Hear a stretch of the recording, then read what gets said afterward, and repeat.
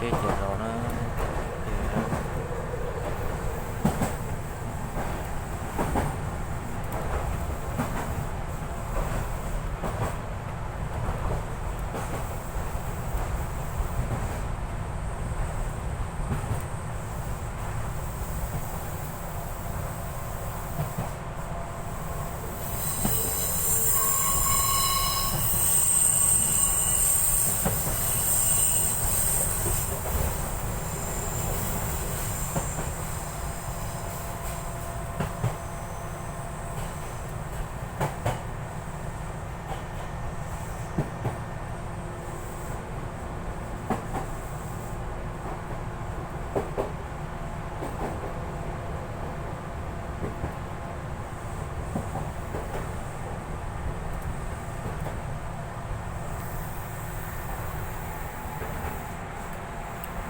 Vịt nó đang chế đấy.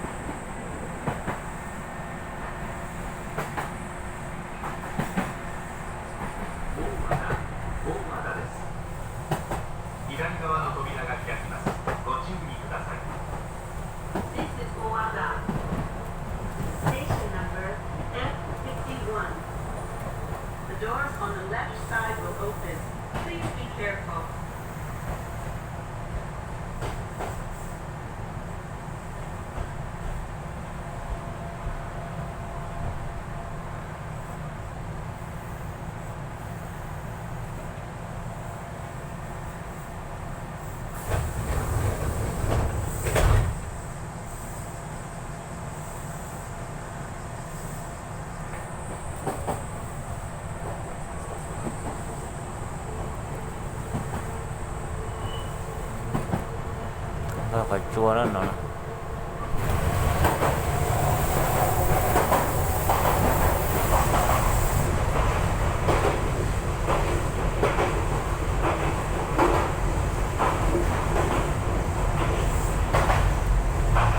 là trong đó.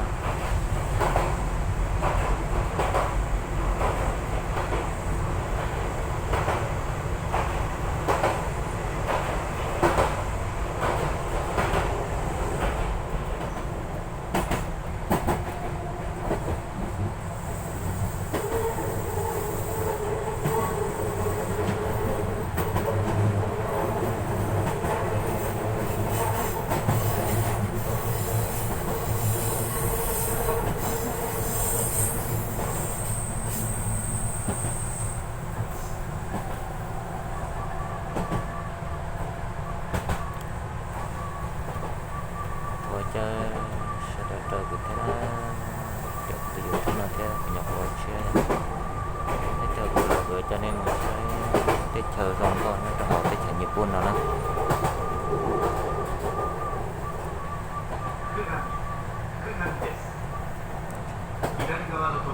Nhật Bản thì tâm tâm tôi sẽ là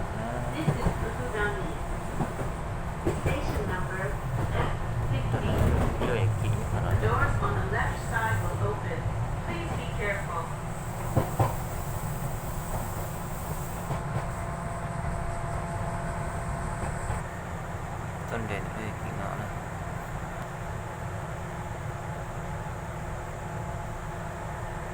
Cái rộng thuộc con đèn nó cái rộng mọi rú lò này. Rú lò là cái này được lò sắp bó thì nó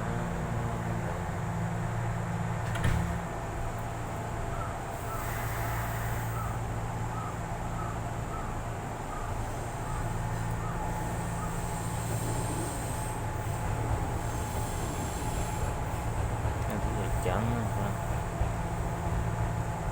cho lần để nó theo cái mặt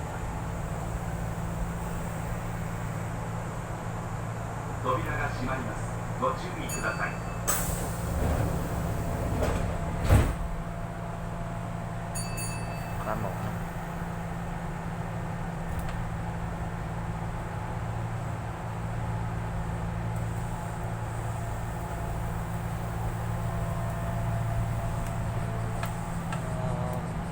trong hồ hà đúng cầu nhá coi cái trong nữa.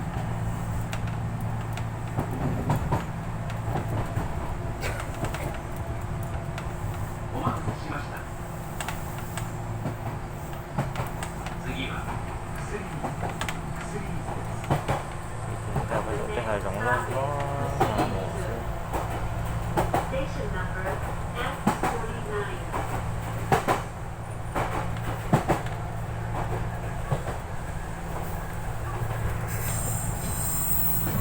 cái chế nó liên đến con trở liền ơi nó có vô nhìn thấy đây nó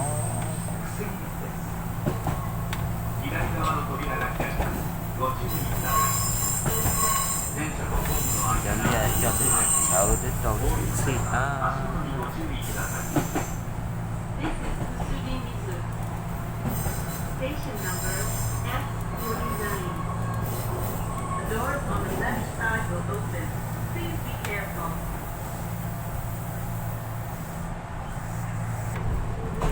Có như lúc đấy chờ chống hành tung tàu sắp lợi á, trong tung tàu sắp lợi một té cổ té gì chống đi tiền mà không có để chờ rồi thì thằng kia chưa biết chậm bao nhiêu sao biết chậm bao nhiêu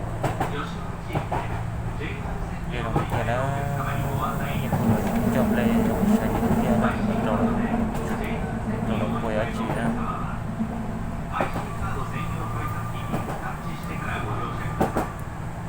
The next stop is Yoshinoguchi. nên nó lên nó đi Station kia number nó F48. ở chị luôn. Please change here for the JR line.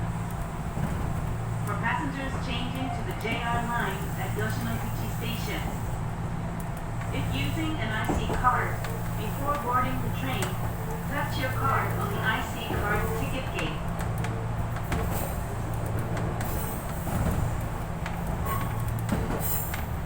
Phải đồng tiền của tôi xem đâu không lộn đâu là mình xưa tới theo bên đầu là được cái rồi đó.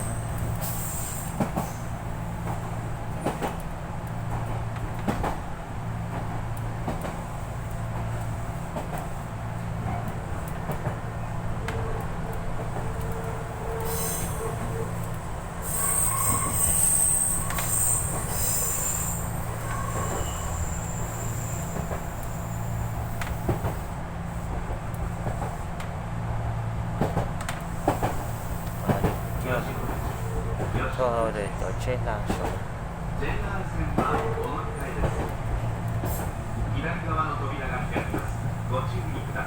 họ phải nói như là kho cái một số của tệ của bao nhiêu thế Station number F48. Please change here for the JR line.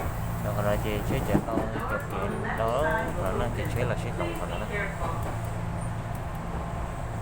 cái gì bưng luôn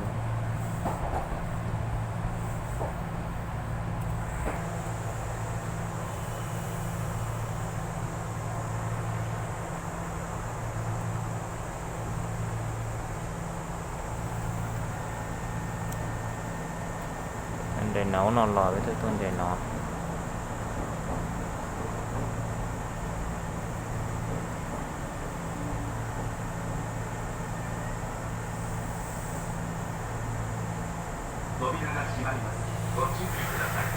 cái đó nhiều hơn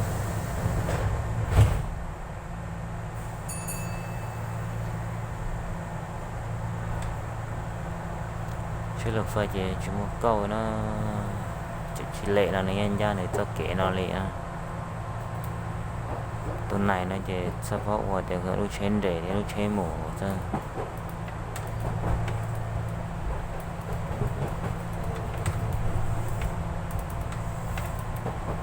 rồi bên kia đó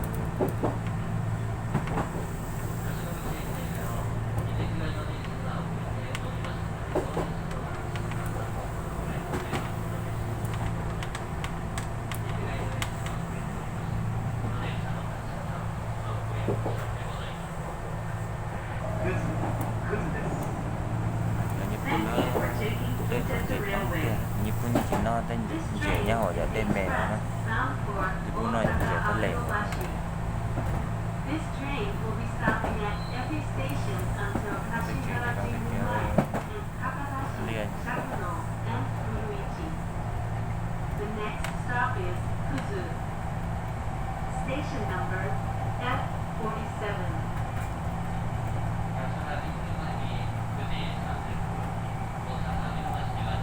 liên như đấy